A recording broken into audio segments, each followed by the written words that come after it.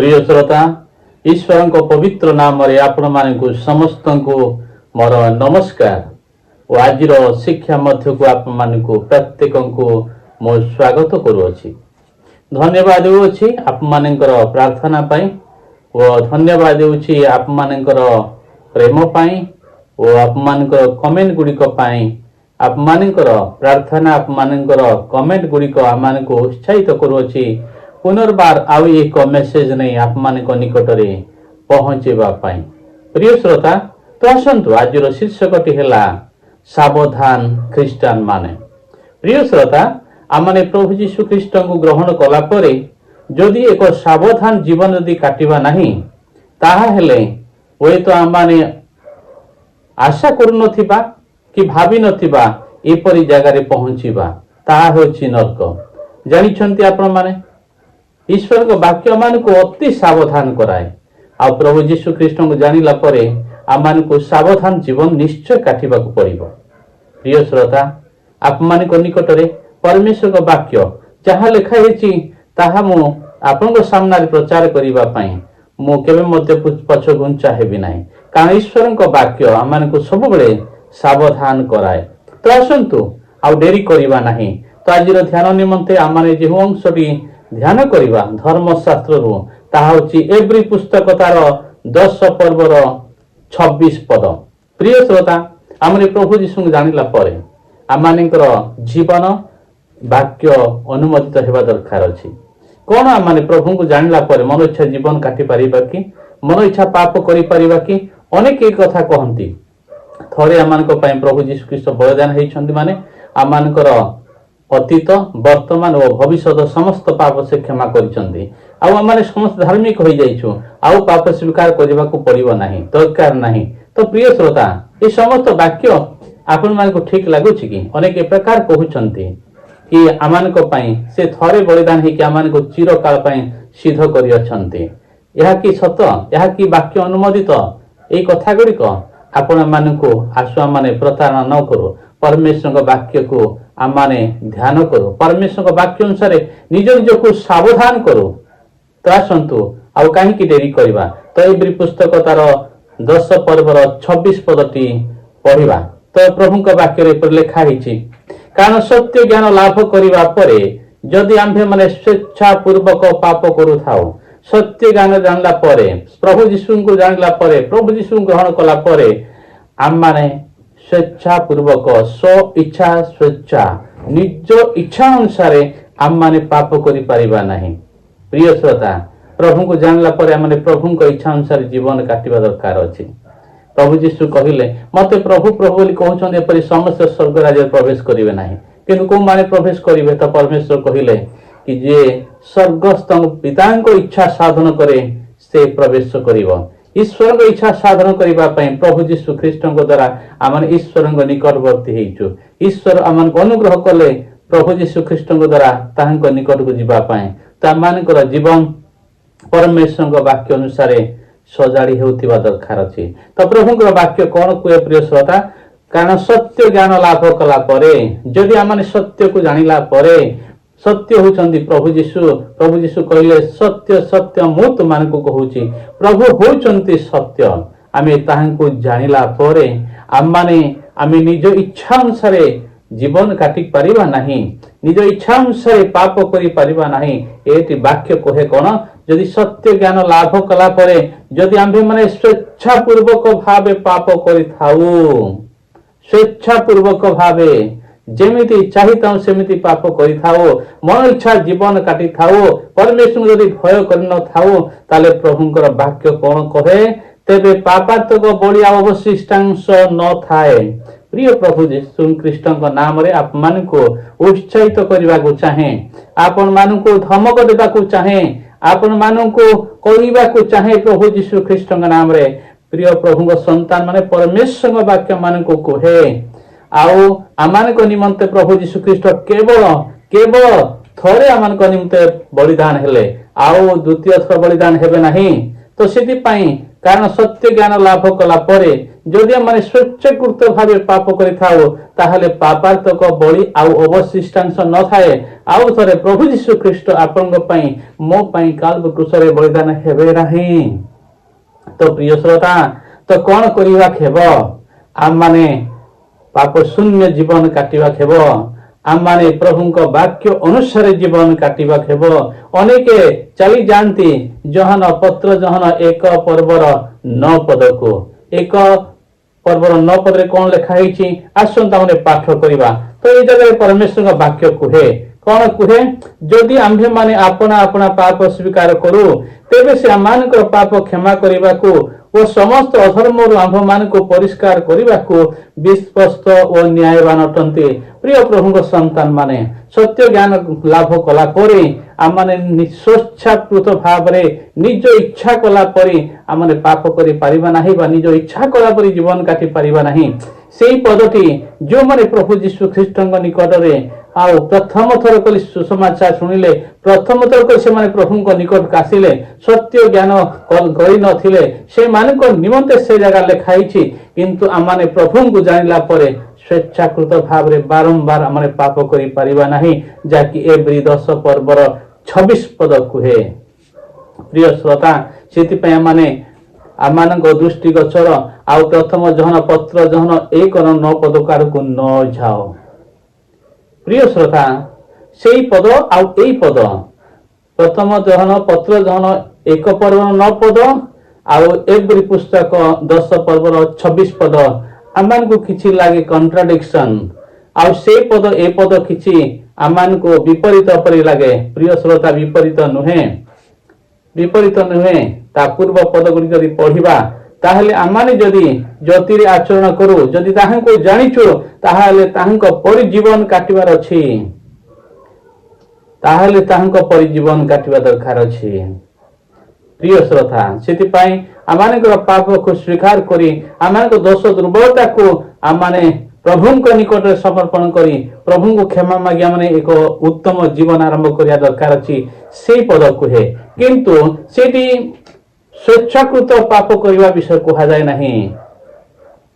এই ପଦରେ ସ୍ୱେଚ୍ଛାକୃତ ଭାବେ ଯେଉଁମାନେ ପାପ କରୁଛନ୍ତି, ସତ୍ୟ ଜ୍ଞାନ ଜାଣିଲା ପରେ, ସତ୍ୟକୁ ଜାଣିଲା ପରେ ବା ପ୍ରଭୁଙ୍କୁ ଜାଣିଲା ପରେ, ଆଜି ଖ୍ରୀଷ୍ଟିଆନ ସମାଜକୁ ଆପଣ ଦେଖନ୍ତୁ, ବିଶ୍ୱାସୀ ମାନଙ୍କ ଜୀବନକୁ ଦେଖନ୍ତୁ, ଅନେକ ସ୍ୱେଚ୍ଛାକୃତ ଜୀବନ କାଟୁଛନ୍ତି, ଅନେକ ସ୍ୱେଚ୍ଛାକୃତ ଭାବରେ ପାପ କରୁଛନ୍ତି, ପ୍ରଭୁଙ୍କୁ ଭୟ କରୁନାହାନ୍ତି, ସେମାନେ ନିଜ ଇଚ୍ଛା ଅନୁସାରେ ପାପ କରୁଛନ୍ତି। ତ ସେ ପ୍ରକାର ବ୍ୟକ୍ତି ମାନଙ୍କୁ ପ୍ରଭୁଙ୍କ ବାକ୍ୟ କୁହେ ଆଉ ପାପାର୍ଥକ ବଳି ଅବଶିଷ୍ଟାଂଶ ନାହିଁ। ପତ୍ର ଯୋହାନ 1:9 ପଦକୁ ସେମାନେ ନ ଧରନ୍ତୁ, ପ୍ରଭୁ ବାରମ୍ବାର କ୍ଷମା କରିବେ ନାହିଁ। ପାପାର୍ଥକ ବଳି ଅବଶିଷ୍ଟାଂଶ ନଥାଏ। ଥରେ ପାଇଁ ପ୍ରଭୁ ଆମମାନଙ୍କର ପାପ ପାଇଁ ଥରେ ବଳିଦାନ ହେଇଛନ୍ତି, ବାରମ୍ବାର ବଳିଦାନ ହେବେ ନାହିଁ। ତ ସେଇ ପଦ ଅନୁସାରେ ଆମେ ନିଜକୁ ପ୍ରତାରଣା ନ କରୁ। ପାପ କରୁଥିବ ନିଜ ମନ ଇଚ୍ଛାରେ, ପୁଣି କ୍ଷମା ମାଗୁଥିବ, ସେ ପ୍ରକାର ନୁହେଁ। ଆମର ପ୍ରଭୁଙ୍କୁ ଭୟ କରା ଅଛି, ପ୍ରଭୁଙ୍କୁ ଭୟ କଲେ ହିଁ ଆମମାନେ ପାପରୁ ଦୂରେ ରହିପାରିବା। ପ୍ରିୟ ଶ୍ରୋତା ମାନେ, ତାପରେ ଦେଖନ୍ତୁ 27 ପଦ କଣ କୁହେ? ବରଂ ବିଚାରର ଏକ ପ୍ରକାର ଭୟଙ୍କର ପ୍ରତିଜ୍ଞା ଓ ବିପକ୍ଷ ମାନଙ୍କୁ ଗ୍ରାସ କରି ଅଗ୍ନିର ପ୍ରଚଣ୍ଡତା ଅବଶିଷ୍ଟାଂଶ ଥାଏ। ଯେଉଁମାନେ ସ୍ୱେଚ୍ଛାକୃତ ଭାବରେ ପାପ କରୁଛନ୍ତି ସେମାନଙ୍କ ପାଇଁ ବିଚାର ଅପେକ୍ଷା କରି ରହିଛି। ଏକ ଭୟଙ୍କର ବିଷୟ ଅଟେ, ବିଚାର ଅପେକ୍ଷା କରି ରହିଛି। ଆମମାନେ ଈଶ୍ୱରଙ୍କ ସାକ୍ଷାତର ପଳାୟନ କରିପାରିବା ନାହିଁ। ସେଥିପାଇଁ ଈଶ୍ୱରଙ୍କୁ ଭୟ କରୁ, ସାବଧାନ ହେଇଯାଉ, ଏକ ପ୍ରକୃତ ଖ୍ରୀଷ୍ଟ ଜୀବନ କାଟୁ, ଏକ ପ୍ରକୃତ ଈଶ୍ୱର ଭୟ ଜୀବନ କାଟୁ, ଏକ ପ୍ରକୃତ ପରମେଶ୍ୱରଙ୍କ ବାକ୍ୟ ଆଧାରିତ ଜୀବନ ମାନେ କାଟୁ। ନହେଲେ ବିପକ୍ଷ ମାନଙ୍କୁ ଗ୍ରାସକାରୀ ଅଗ୍ନିର ପ୍ରଚଣ୍ଡତା ଅବଶିଷ୍ଟାଂଶ ଥାଏ। ବିପକ୍ଷ ମାନଙ୍କୁ ଯେଉଁମାନେ ପ୍ରଭୁ ଯୀଶୁଙ୍କୁ ଗ୍ରହଣ କରିନାହାନ୍ତି, ପ୍ରଭୁ ଯୀଶୁଙ୍କୁ ସେମାନେ ତ୍ୟାଗ କରିଛନ୍ତି, ଯେଉଁମାନେ ପ୍ରଭୁ ଯୀଶୁ ଖ୍ରୀଷ୍ଟଙ୍କର ବିରୋଧୀ, ଯେଉଁମାନେ କ୍ରୁଶର ବିରୋଧୀ ଶତ୍ରୁ ଅଟନ୍ତି, ସେମାନଙ୍କୁ ଯୋଉ ଗ୍ରାସ କରିବା ପାଇଁ ରହିଛି ପ୍ରଚଣ୍ଡ ଅଗ୍ନି ବା ଅଗ୍ନିରୋଧ ବା ନରକ, ତାହା ହିଁ ସେମାନଙ୍କ ପାଇଁ ଥାଏ, ଯେଉଁମାନେ କି ସ୍ୱେଚ୍ଛାକୃତ ଭାବରେ ପାପ କରୁଛନ୍ତି ସେମାନଙ୍କ ପାଇଁ। ସେଥିପାଇଁ ଆମମାନେ ସାବଧାନ ହେବାର ଆବଶ୍ୟକତା ଅଛି। ଆପଣମାନେ ଯଦି ଜାଣୁଛନ୍ତି ଯେଉଁମାନେ ପାପମୟ ଜୀବନ କାଟୁଛନ୍ତି, ଈଶ୍ୱରଙ୍କୁ ଭୟ କରୁନାହାନ୍ତି, ଯଦି ବି ପ୍ରଭୁଙ୍କୁ ଜାଣିଛନ୍ତି, ସେ ପ୍ରକାର ଲୋକମାନଙ୍କ ଠାରୁ ଆପଣମାନେ ଦୂରେଇ ରହିବା ଦରକାର ଅଛି।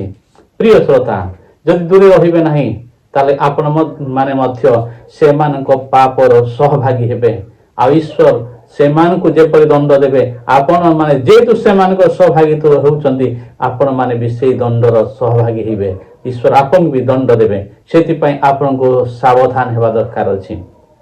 प्रिय श्रोता 28 पद कौन कहे आसो देख 28 पद आक भयंकर कथा कहे केही मशांक व्यवस्था को अमान्य कले से दया प्राप्त न होई 2 किंबा 3 जन साक्षी प्रमाण रे हत हुए।